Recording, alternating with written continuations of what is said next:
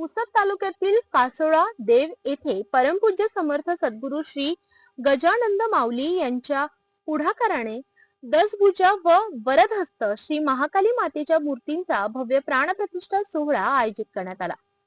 श्री क्षेत्र महाकाली संस्थान, महर्षी मातंग ऋषी आश्रम व नंदलाल गोरक्षण येथे कृष्णशिला दगडापासून निर्मित अभय मुद्रा व वरदहस्त मुद्रेत विराजमान असलेली दशभुजा श्री महाकाली मातेची मूर्ती प्राणप्रतिष्ठित होणार आहे।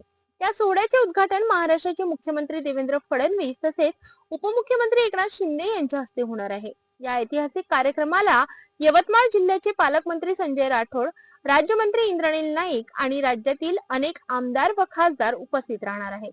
विशेष म्हणजे महाराष्ट्रात प्रथमच कृष्णशिला दगडापासून निर्मित दशभुजा श्री महाकाली मातेची मूर्ती प्राणप्रतिष्ठित होत असून हा सोहळा भाविकांसाठी एक अद्वितीय आध्यात्मिक पर्व ठरणार आहे। या कार्यक्रमासाठी महाराष्ट्रासह तेलंगणा, आंध्र प्रदेश आणि कर्नाटक राज्यातून हजारो भाविक भक्त उपस्थित राहणार आहेत। या पावन प्रसंगी परमपूज्य समर्थ सद्गुरू श्री गजानंद माऊली यांनी सर्व भाविक भक्तांनी मोठ्या संख्येने उपस्थित राहावे असे आवाहन केले आहे।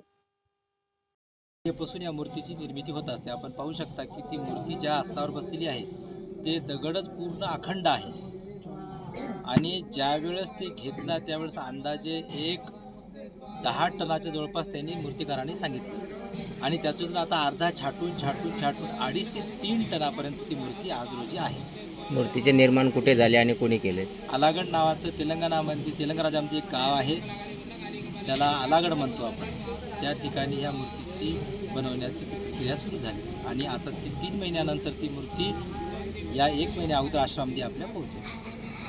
या सोहळ्याला किती भक्तगण येणार आहे अशी काही माहिती? अंदाजे या सोहळ्यासाठी 30,000च्या जवळपास लगभग भक्तांचा म्हणजे आश्रमात जुटलेले भक्त आहेत त्यांचा 30,000पर्यंत आकडा आहे, जे नेहमी संपर्कात आमच्या असतात।